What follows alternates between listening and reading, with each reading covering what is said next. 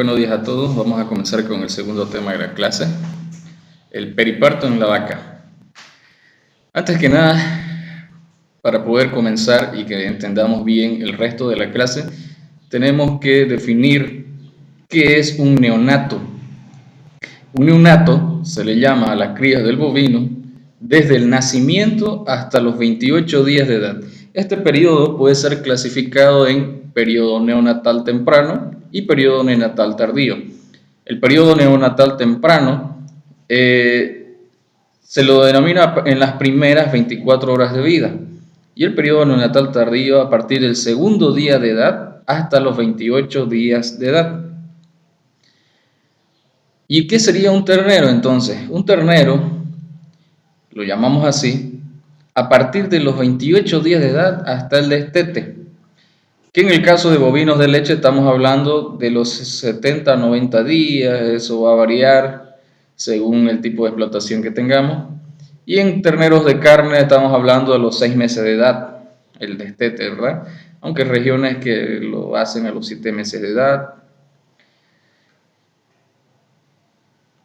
Y para comenzar, vayamos definiendo qué es un periparto.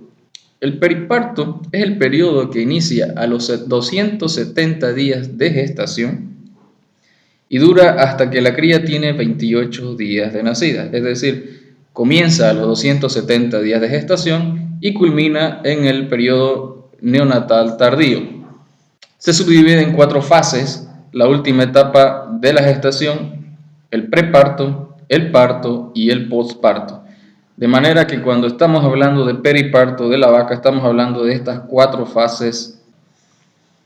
Resulta que el periparto es una fase de alto riesgo para el feto y la madre. De los nacidos en un año, mueren antes del destete entre un 5 y un 10% de los terneros. Y entre el 50 y el 70% de la mortalidad neonatal se registra en los primeros 3 días de vida, siendo la distocia, la inanición y la hipotermia responsables del 50 al 60% de las muertes. Ven ustedes qué elevadas son las tasas de mortalidad en el periparto.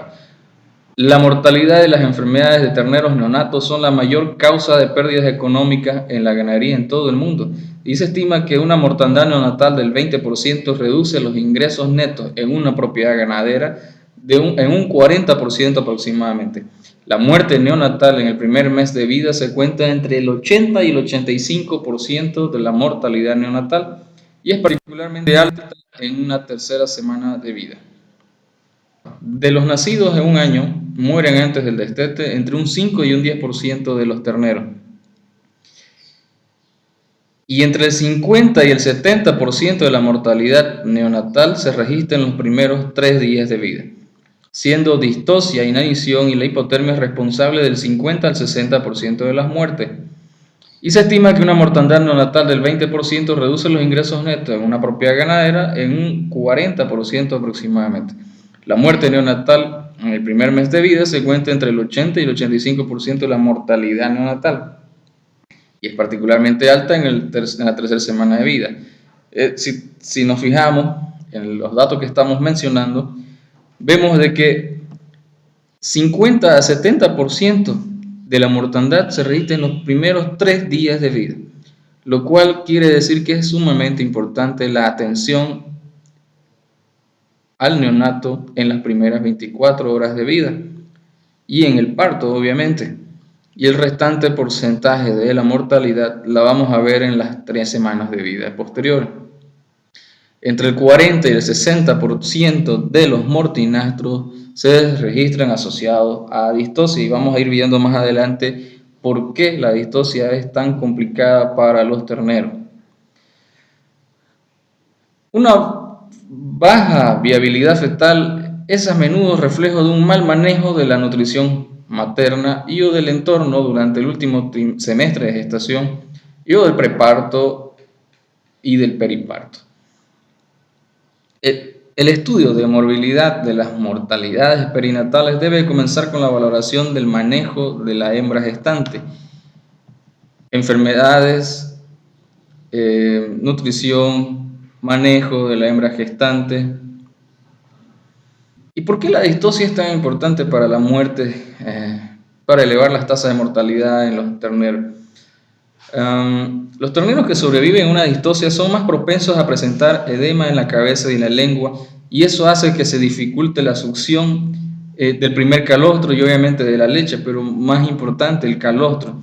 Al no tomar calostro por el edema en la cabeza y en la lengua, estos animales obviamente son más propensos a las infecciones y no consumen la energía necesaria para poder ponerse de pie y poder tomar más leche en lo posterior. Por eso es que mueren de inanición y también de hipotermia, porque no tienen energía. Veamos que un ternero cuando sufre de frío tiembla para calentar el cuerpo y quema glucógeno. Si no ha chupado calostro, no tiene glucógeno que quemar y muere de hipotermia. Además, estos terneros nacidos de distosia son generalmente débiles y agotados por el mismo trabajo de parto, de modo que es más probable que permanezcas postrado durante un periodo de tiempo mucho más prolongado de lo normal, y esto hace obviamente que el tiempo en el cual deberían ellos tomar el calostro también se vea afectado, de manera que cuando llegan a tomarlo ya no les resulta tan beneficioso. La distosia, por otro lado, afecta la captación de inmunoglobulinas por parte del ternero. Fíjense ustedes que, en primer lugar, un ternero nacido de distosia nace débil, sufre de edema, está postrado mucho más tiempo. Además, tiene un problema para poder captar la inmunoglobulina que chupa del calostro. Entonces, aparte de que el ternero va a tomar calostro mucho más tarde, no lo va a asimilar, prácticamente está condenado. Y en los primeros 45 días de vida son los que van a caer enfermos y probablemente los que van a morir.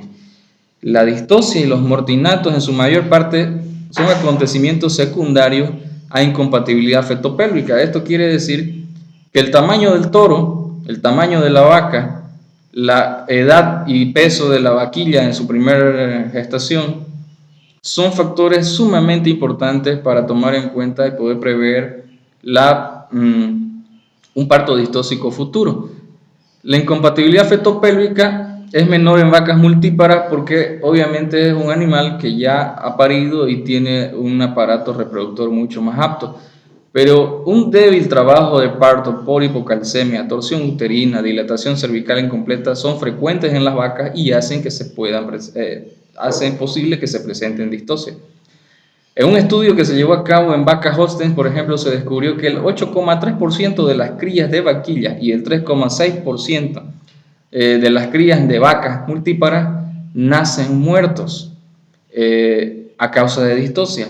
Entonces, hay un porcentaje que ya está establecido en vaca Holstein de aproximadamente un 4%, podríamos decir, y un 8% en vaquilla, el doble. Sin embargo, esto hace que nosotros cuando tengamos un tambo lechero o un hato lechero, sepamos qué porcentaje podemos esperar. Por eso es tan importante la división en los potreros de maternidad de las vacas y de las vaquillas en potreros de parición diferentes para poder dar más atención a las vaquillas sin descuidar a las vacas. Seleccionamos normalmente vacas de mayor porte porque de esto disminuye el riesgo de distosia, pero hay una cosa subsecuente que es que también esto hace que las crías de estas vacas sean también de mayor peso, de mayor tamaño y que también se aumente la probabilidad de distosia. Entonces, no adelantamos nada con seleccionar vacas cada vez más grandes, porque las crías también, por lógica biológica, podríamos decir, van a ser más grandes. La edad de la vaquilla no está relacionada con la distosia, entonces no se trata de un tema de edad, de que si la vamos a empreñar a los 12 meses o a los 15 meses. Siempre y cuando el manejo y la alimentación permitan que llegue un peso adecuado al parto. Siempre verificamos la edad y el peso al primer servicio, pero el peso al primer parto es sumamente importante. El animal tiene que alcanzar el peso adecuado adulto para poder parir.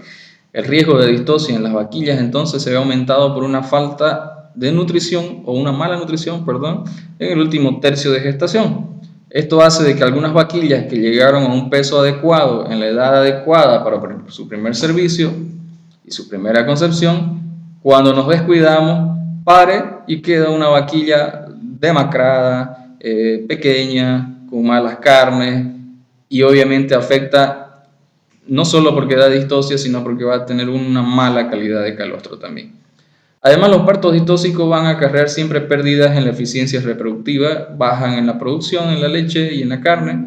En leche estamos hablando de que solamente por un parto distóxico un animal pierde alrededor de 400 kilogramos por lactancia. El nacimiento de un ternero muerto representa también bajas en la tasa de concepción, aumento en los servicios por concepción, retraso en la concepción. Un animal que sufre un trauma como es la distosia va a presentar preñeces mucho más tardías, y se va a afectar los índices reproductivos del acto en general. A la hora de cubrir vaquillas de primer parto, por lo tanto, se tiene que tomar en cuenta que se usen toros que transmitan facilidad de parto, ¿sí? En el caso de producción de leche, y en el caso de producción de carne, lo mismo, toros de pequeño porte, de pequeño tamaño, que no vayan a dar terneros muy grandes. Esto va a ayudar a reducir la incidencia de parto distóxico y por ende va a disminuir la incidencia de la mortalidad durante el parto. En un estudio que se realizó en ganado de carne, por ejemplo, se identificó que la tasa de distosia fue más alta para las vacas alojadas en establo y disminuía progresivamente para las categorías que estaban entre establo y patio, o en establo y pastura, o que estaban solo a pastura. La causa más frecuente de distosia en vaquillas estabuladas fue, por ejemplo, la constricción vulvar, mientras que en vaquillas en régimen extensivo se asoció con mayor frecuencia a malpresentaciones. ¿Qué quiere decir esto? Un animal que camina es mucho más saludable y puede tener un parto mucho más fácil que un animal que vive estabulado. Importante para tenerlo en cuenta cuando hablamos de vacas lecheras o de cabañas de carne. El sexo, el tamaño, el número de cría son variables que influyen también en la mortalidad del ternero nacidos de vaquillas primerizas. Por ejemplo, partos gemelares. En partos gemelares hay mayor riesgo de mortandad. Los machos son los más propensos a morir en el momento de nacer porque son más grandes que las hembras. Los terneros con peso alto o bajo, ya sea que sean terneros muy grandes, muy pesados o muy pequeños, en relación a la media estamos hablando, siempre tienen mayores probabilidades de morir. Los agentes infecciosos pueden dar como resultado el aborto de la cría o el nacimiento de terneros débiles que demoran en chupar calostro y que no tienen la fuerza y el tamaño adecuado para sobrevivir. El estrés medioambiental como el barro, el calor, el frío, antes o alrededor del momento del parto, afecta al ternero. La viabilidad del ternero dificulta el crecimiento en el último trimestre de gestación, reduce la calidad del calostro y la transferencia de inmunoglobulina. Cuando el ganado sufre estrés por calor durante el último trimestre, se reduce la circulación sanguínea uterina y la masa placentaria y se alteran los perfiles endocrinos. Entonces no se trata simplemente de que me fijaré que la vaca para en un lugar limpio y adecuado, pero si no tomo en cuenta el último tercio de gestación, voy a seguir teniendo tasas de mortalidad neonatal bastante altas.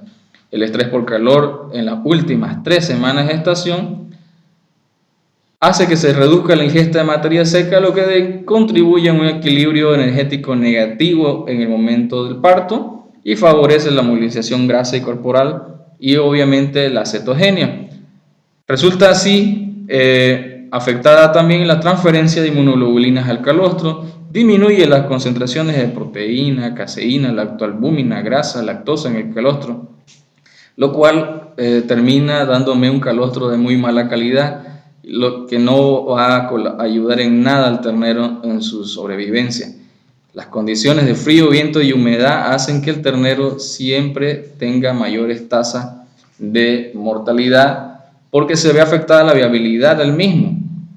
como decíamos anteriormente, quema glucógeno para poder mantener el calor corporal y queda sin energía y muere por inanición, por hipotermia. Un estrés por frío suficiente para causar hipotermia en un ternero va a producir hemorragia subcutánea y retraso en la absorción de inmunoglobulinas calostrales.